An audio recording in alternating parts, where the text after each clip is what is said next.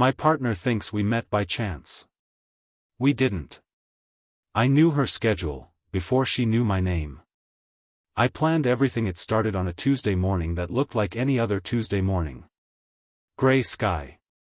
Overcrowded platform. People pretending not to look at each other. I was standing near the timetable screen, half awake, when I heard her laugh. It wasn't loud. Not attention-seeking. Just, genuine. A quick burst of warmth in a cold place. I turned. She was talking to an older woman, helping her adjust a suitcase handle that wouldn't lock.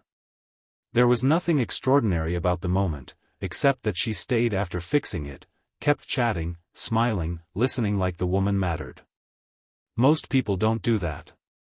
Most people are already somewhere else in their heads. I watched longer than I should have. That was my first mistake. My second mistake was noticing her again the next day. Same platform. Same time window. Different coat. Patterns interest me. Always have. When something repeats, I want to understand why. So I adjusted my schedule. Then again. Within a week, I knew which train she usually took. Within 2 weeks, I knew which carriage she preferred.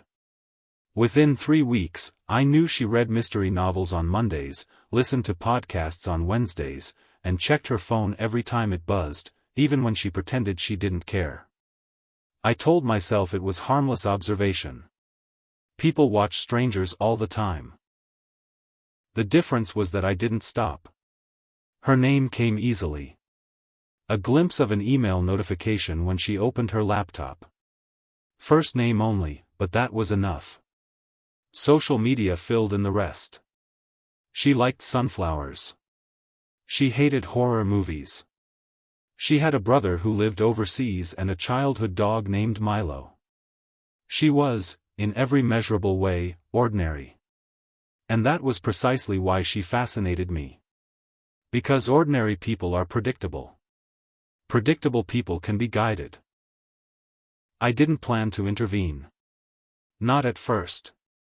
I was content watching the pattern unfold each day, the consistency of her life, the quiet rhythm of someone moving through the world without realizing how visible they were. Then the train delay happened. Except, it didn't just happen. I caused it. Not dramatically. Nothing cinematic. A minor disruption reported to the right place at the right time.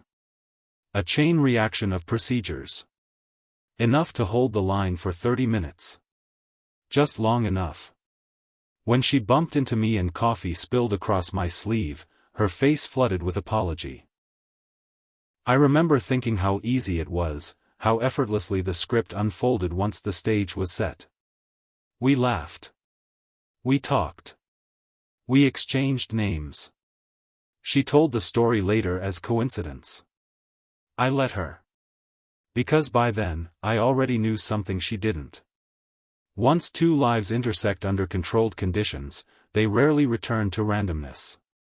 What I didn't anticipate was how quickly the control would slip. Because the more time we spent together, the less this felt like an experiment.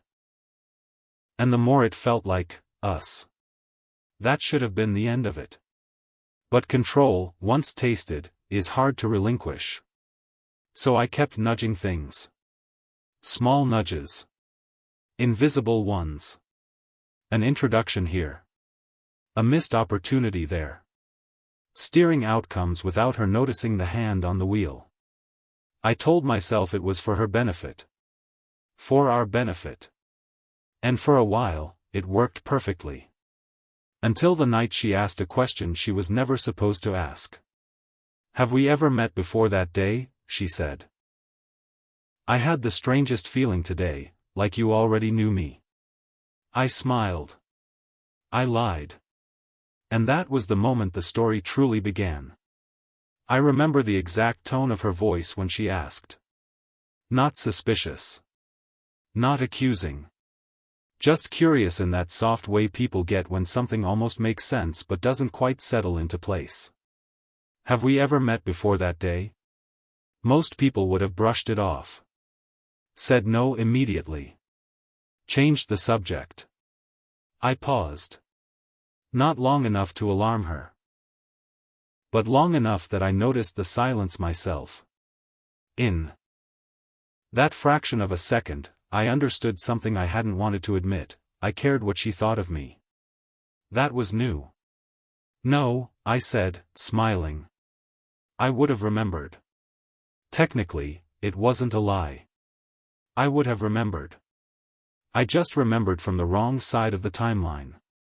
She studied me for another heartbeat, then nodded, satisfied. The moment passed.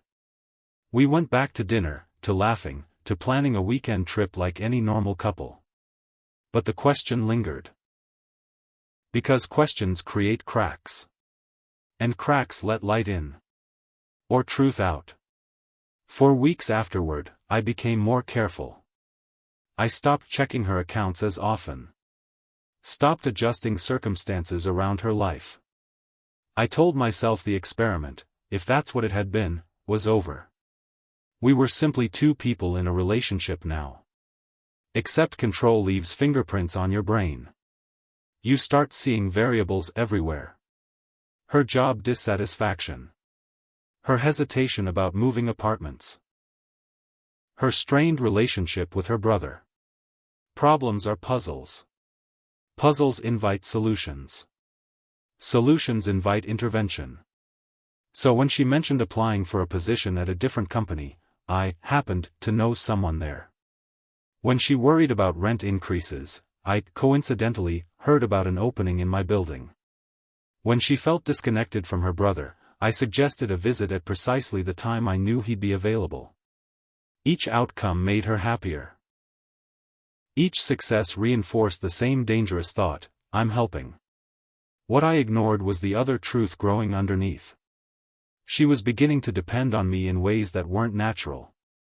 Not emotionally, though that too, but structurally. Decisions routed through me. Possibilities filtered by my input. Paths narrowed without her noticing. It wasn't control anymore. It was architecture.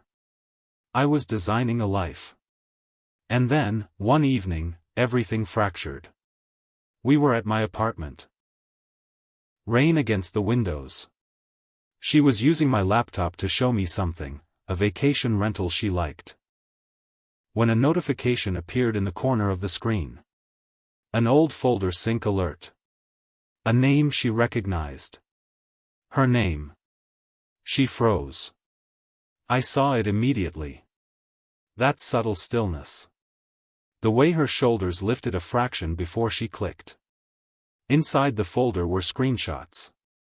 Dozens. Maybe hundreds. Photos from her social profiles going back years. Notes. Timelines. Patterns of movement. Even early schedule guesses from before we met. For a moment, neither of us spoke. The rain was the only sound in the room. She turned toward me slowly, confusion already giving way to something sharper. What is this? There are moments in life when your brain calculates faster than language can keep up. I considered denial. Minimization. Some convoluted explanation about research or coincidence. But I saw her eyes. And I knew. If I lied now, I would lose her completely. So I told the truth. Not all of it at once. Not every detail. But enough. I told her I'd noticed her at the station. That I'd looked her up. That I'd arranged the delay. That I'd wanted to meet her. Her face changed in stages. Confusion. Disbelief. Hurt. Then something worse. Fear. You planned this, she whispered. I wanted to know you, I said. And once I did, everything felt right. We're happy. You're happy. That doesn't make it okay. I never meant to hurt you. You took my choices away. That sentence landed harder than anything else she could have said. Because part of me knew she was right. And part of me rejected it completely. I gave you better choices, I said, before I could stop myself. Silence filled the space between us like smoke. She stood up slowly. I don't know who you are, she said. That was the first moment real panic hit me. Not fear of consequences. Fear of losing her. The one variable I had never intended to jeopardize. You do, I said. You know me better than anyone. No, she said. I know the version you wanted me to see. She grabbed her coat. And that was when I made the worst decision of my life. Because instead of letting her walk out the door, letting randomness reclaim her life, I reached for the last tool I had left. Control. You can leave, I said quietly.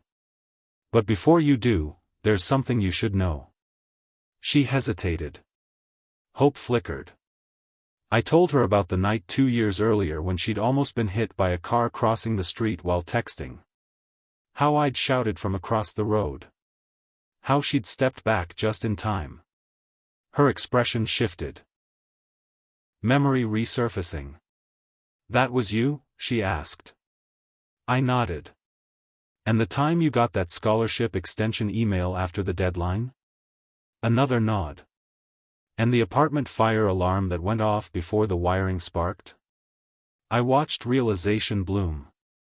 Not everything in her life had been random. Not everything had been stolen. Some things had been saved.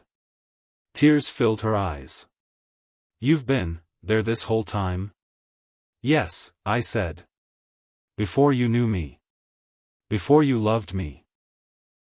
The room felt suspended between two possible futures. Finally, she whispered the question that still echoes in my head even now. Why me? I answered with the only truth I've ever been certain of. Because I saw you, I said. And once I did, I couldn't unsee you. She didn't leave that night. Not immediately. But trust, once fractured, never returns to its original shape. We're still together. She tells people we met by chance. Sometimes I think she believes it again. Sometimes I think she chooses to.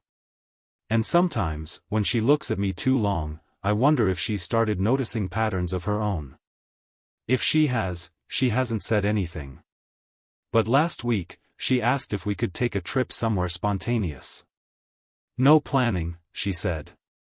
No schedules. Just, see what happens. I agreed. Of course I agreed. What she doesn't know is that I've already mapped the route, booked the rooms, and arranged every variable along the way. Not because I don't trust her. Because I don't trust chance. And if there's one thing I've learned from living this story, it's that the most dangerous lies are the ones we both choose to believe.